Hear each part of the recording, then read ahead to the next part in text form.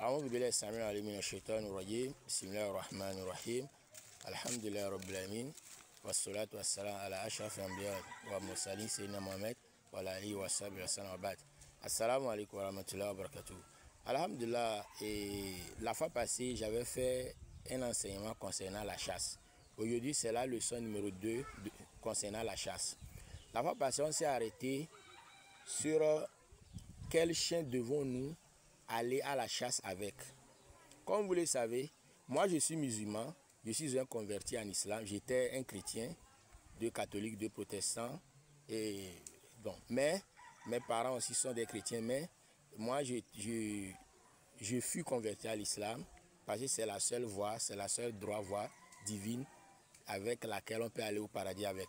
Donc, je donne des fois les enseignements bibliques pour prouver aux non-musulmans que l'enseignement qu'on est en train de donner, c'est un enseignement universel. C'est-à-dire l'enseignement islamique. L'enseignement islamique est un enseignement, ou bien le message islamique est un message universel. C'est pourquoi je donne certaines réalités de la Bible pour montrer aux non-musulmans que c'est ça l'enseignement islamique. Et je donne le même enseignement aussi dans le Coran. Et on s'est arrêté la fois passée sur avec quel chien doit-on aller à la chasse. Et nous avons dit que ça, Dieu nous avait dit que ça soit des chiens dressés.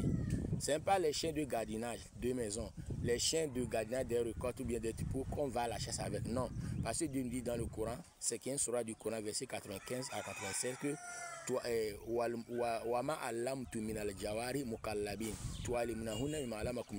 si vous voulez aller à la chasse, vous voulez aller à la chasse avec des chiens dressés, que vous les avez enseignés, ce que Dieu vous avait enseigné, la façon dont vous devez chasser, selon l'enseignement de Dieu, c'est ces mêmes enseignements que vous devez donner à ces chiens-là.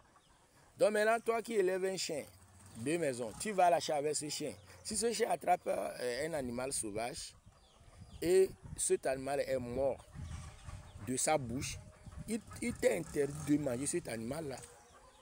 Donc il faut aller à la chasse, sauf si vous allez à la chasse avec un chien qui n'est pas dressé. Si le chien attrape un animal, là, si cet animal n'est pas encore mort, décédé, vous pouvez l'égorger avec au nom de Dieu, Bismillah, et là, vous pouvez le manger.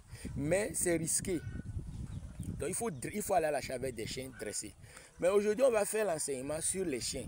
Quel chien doit-on élever concernant les 3 cas qu'on avait dit la fois passée? Et quel chien nous ne devons pas élever pour ces 3 cas? Vous savez, le prophète nous a dit dans Sahih Muslim, dans Sunan An-Nasai, dans Sunan Ibn Majah, c'est Abdullah ibn Mughaffal qui a rapporté ce hadith, c'est le compagnon du prophète. Le prophète nous dit que ça dit, Dieu a interdit de tuer les chiens, sauf certains chiens, certaines catégories de chiens. C'est-à-dire, tu ne peux pas voir un chien comme ça et le tuer parce que Dieu nous avait interdit d'élever le chien, sauf les 3 cas. Donc, si tu vois un chien comme ça, un chien d'autrui, un chien d'une personne, tu le tues. Non. Sauf certaines catégories de chiens, on peut tuer comme ça. Mais que ça soit dans un pays islamique, dans un pays régi par la loi divine, la loi coranique. Mais si c'est un pays laïque comme Togo ou bien comme beaucoup de pays africains, on ne doit pas voir un chien comme ça et le tuer, non. Donc les chiens qu'on peut tuer, ou bien les chiens, oui, le prophète nous avait ordonné de tuer les chiens qui sont noirs. Le prophète nous dit, allez kumbil aswad al-bahim. Si vous voyez un chien noir, complètement noir, pur, il n'y a aucun mélange de couleurs, hein? Il n'y a pas une autre couleur qui est mélangée avec ces poils qui sont noirs. Là, on peut tuer ce chien-là, les chiens noirs là.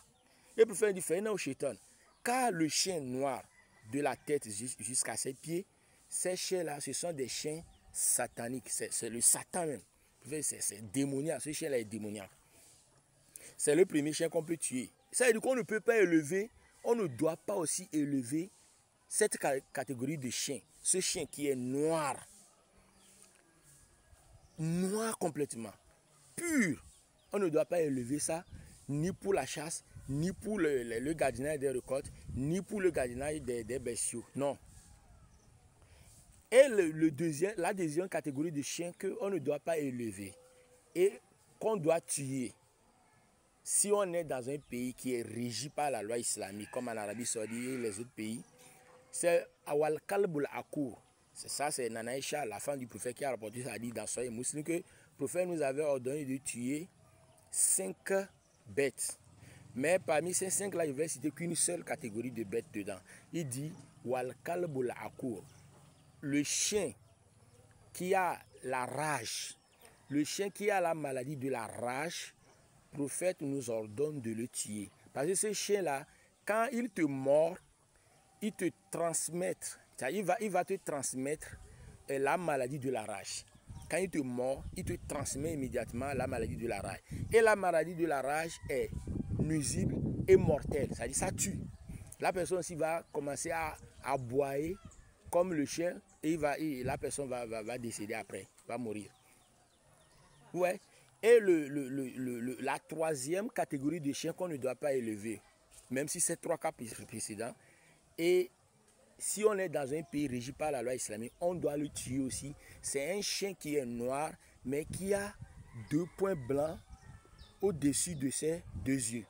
Le prophète nous dit, alaykum bil aswad al-bahim za nukutatein fayna shaitan. Le prophète nous dit, si vous voyez un chien qui est noir, complètement noir, et qui a 2 couleurs blanches, 2 points de couleur blanche, 2 poils sous forme de taches de couleur blanche au-dessus de ses yeux, tuons ce chien-là, ou bien tuez ce chien-là, car c'est Satan même. Ouais. C'est pourquoi quand vous voyez les chiens noirs, complètement noirs là, leurs caractéristiques, quand vous les voyez, ils sont différents des autres chiens. Ils sont différents. Donc, c'est pourquoi même dans la Bible, et dans Philippiens 3, verset 2, la Bible nous dit, gardez-vous des chiens. Le Nouveau Testament, faites attention aux chiens, car le chien est nuisible et le chien transmet des microbes de la maladie. Et dans Deutéronome 23, verset 18, dans l'Ancien Testament, Deutéronome 23, verset 18, Dieu de la Bible nous dit, tu n'apporteras pas dans la maison de l'Éternel ton Dieu le salaire d'une prostituée, ni le prix d'un chien, pour l'accomplissement d'un vœu quelconque, car l'un et l'autre sont en abomination à l'Éternel ton Dieu. Déjà, le chien, c'est pas bon. À moins que, donc, si on veut élever le chien pour la chasse, ou pour le gardiennage des récoltes, bien pour le gardiennage des troupeaux, que ça ne soit pas des chiens qui sont noirs, ou bien des chiens qui sont noirs et avoir 2 pointes blanches au-dessus de leurs yeux, non. Ou bien des chiens de la raille, non. Et les chiens là, ça dit, que ce soit les chiens dressés ou les chiens du gardiennage, ça dit, quand ils mettent leur langue, ou bien ils lèchent le récipient, ou bien ils boivent dans un seau, ou bien dans une marmite, ou bien dans un récipient, vous devez laver le récipient, ou bien la marmite, de la même façon que les autres chiens. Parce que dans le hadith de Abdullah ibn Mughaffal, dans Sahih Muslim, Sunan Nasai et Sunan ibn Majah, le prophète nous dit, Idha walagal kalb fi ina ahadikum, faghsiluhu 7 marrat. Le prophète nous dit, si le chien lèche le récipient, il faut laver ce récipient-là 7 fois avec de l'eau et le frotter avec du sable la 8e fois. C'est-à-dire il faut laver le récipient 7 fois avec de l'eau et prendre du sable, frotter dans le récipient avant de laver 7 fois. Pourquoi? Parce que les microbes que le chien laisse dans le récipient ou les maladies, l'eau ne peut pas l'enlever, sauf le sable qui va l'enlever. Donc, on va s'arrêter ici aujourd'hui pour cet enseignement. Prochainement, on va encore ajouter certains enseignements concernant la chasse. Partagez la vidéo là maximum pour que vous aussi vous ayez la même récompense avec moi. Wa billahi tawfiq. Wa alaikum salam wa rahmatullahi wa barakatuh.